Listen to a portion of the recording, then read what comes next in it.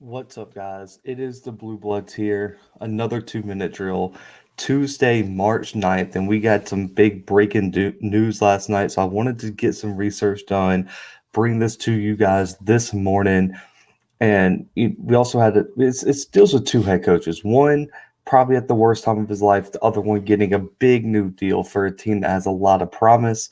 So before we kick it off, make sure to subscribe to our YouTube channel, like this video, turn on your post notifications so anytime another 2 minute drill goes up, you can be notified and you can hang with us on the Blue Bloods and the 2 minute drill. But let's get right into it, man.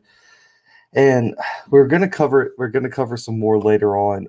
We're actually recording tonight. Brandon is back, so shout out to my homie Brandon coming back. We're gonna break down more of the intricate details of this situation. But last night, Kansas, they say they agreed to a mutually part. He was fired based on everything that was happening.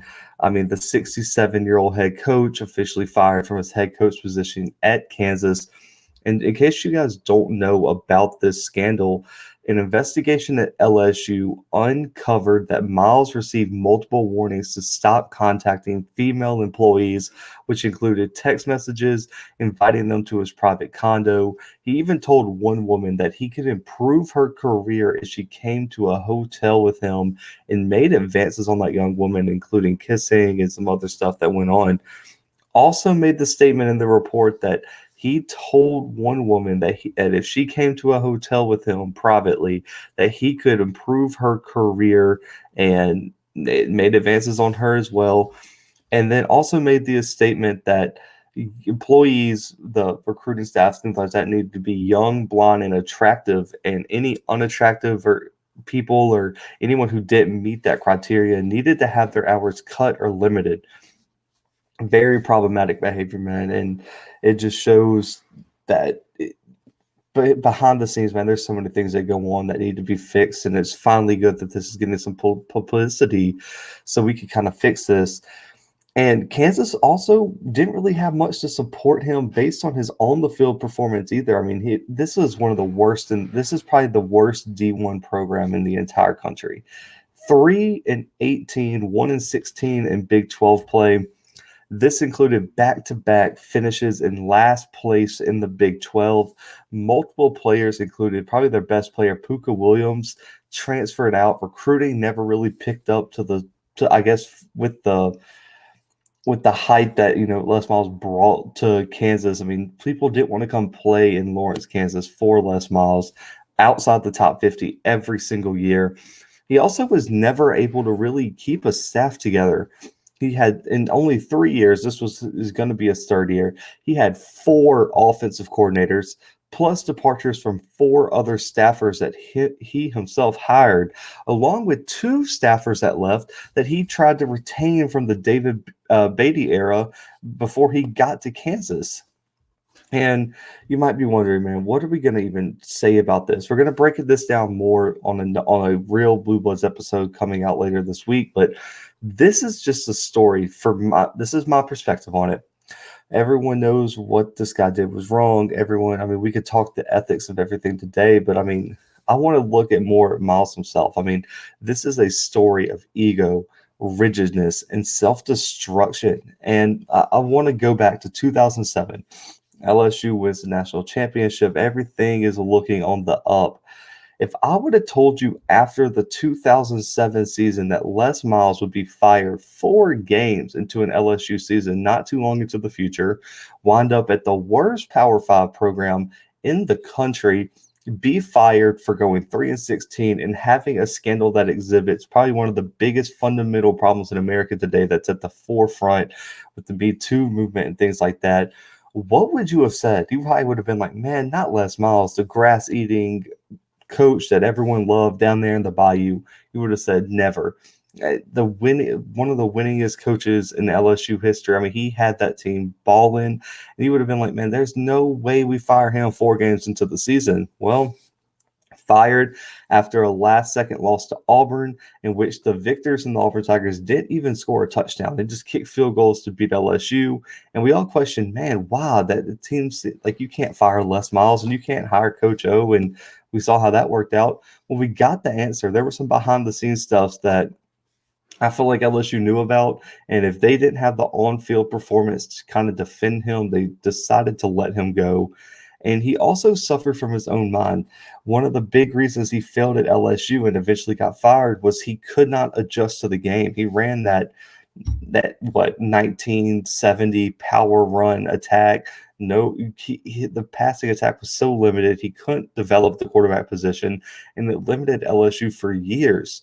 You look at what Coach O did when he finally got a quarterback with Joe Burrow. Miles Brennan was balling this year, and it's also, is it not weird that how that these violations stem from way back, and Miles was presented where with like behavior that was problematic. This is where your behavior is problematic. This is how you fix it, and he didn't fix it. He showed an unwillingness to change, just like his on the field offensive scheme, on the field coaching strategies, things like that.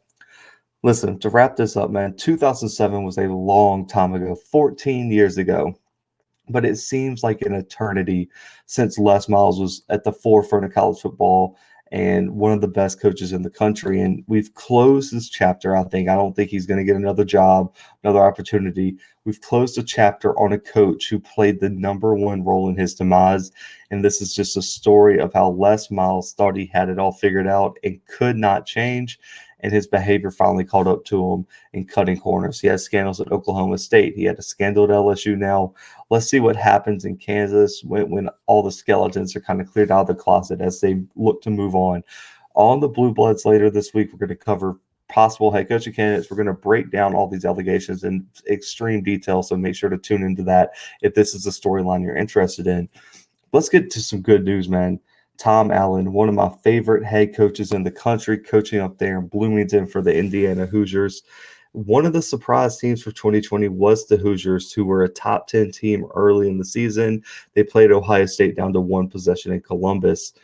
Tom Allen gets a brand new deal, man, and I'm so happy. They tabbed their man, and they're going to pay him like it. 1995 to 2018, man, one winning season for Tom Allen. I mean, not for Tom Allen, but for Indiana. That was 2007. The last 8-win season was 1993, 2019, 2020, two 8-win seasons. One 8-win season and a 6-2 season, which would have been an 8-win season. Two bowl appearances. I mean, two winning seasons. I mean, 2019, 2020 is the peak of Indiana football right now. The new contract is worth $4.9 million per year for 7 years. That's an update from the 3.9 he was being paid previously. He was the Big Ten Coach of the Year this past year, and they ranked 12th in the final poll, which was the school's highest finish since 1967. The contract also will be extended 1 year for every year the Hoosiers make a bowl game under Allen.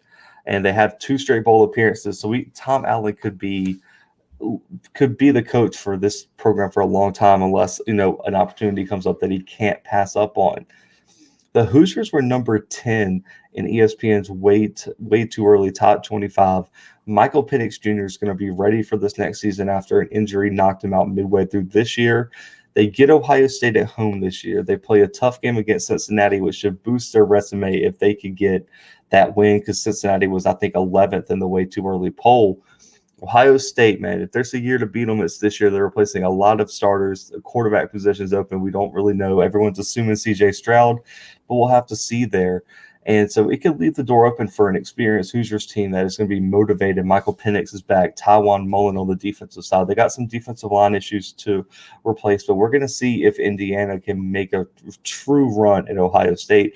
And if this team's healthy, this team gets behind Tom Allen, they can win any game they play this year. Indiana has not had a successful history in terms of college football, but they are now at the forefront of the Big Ten title race, the college football playoff race, and which is something nobody could have predicted. Really and truly, you got to put them probably in the top 2 or 3 of the Big Ten teams this past year and probably going into this year. Ohio State's easily number 1. You got Wisconsin kind of fighting there. You got Indiana now. Is Minnesota going to be able to take that step forward? I was always right there, but can Michigan, some of these blue blood programs in the Big Ten, finally rebound and get their I guess, programs back in order. I mean, everyone believes in Harbaugh. You got a five-star kid coming in, but right now, Tom Allen has Indiana, I would say, probably the second best program in the Big Ten, maybe third if you want to argue Wisconsin's above them. So this is a huge get. I'm so happy for Tom Allen. He deserves it. So, guys, that is a wrap on our 2 minute drill for Tuesday, March 9th. And I just want to say I appreciate y'all listening, man. Y'all have been interacting so much on YouTube. Y'all help us build this channel. So if you're watching this and you enjoyed it, make sure to subscribe, hit the notification bell, like this video. It helps us out, helps get more eyes for us, man. We're trying to build something big here. We can't appreciate y'all enough. We have our Big 10 in 31 days right now on all audio and YouTube, and um, we actually had Indiana this to come out today. So go ahead and check that out if you want to get more on Tom Allen and the Hoosiers. We have Penn State, Michigan State coming later this week. Big programs. Got some big ones coming this next week. So make sure to tune in, subscribe wherever you listen to the audio versions. Make sure to subscribe to our YouTube channel. Like I said, we appreciate y'all. But I will be back tomorrow with another 2 minute drill. But for myself and the Blue Bloods, we are out.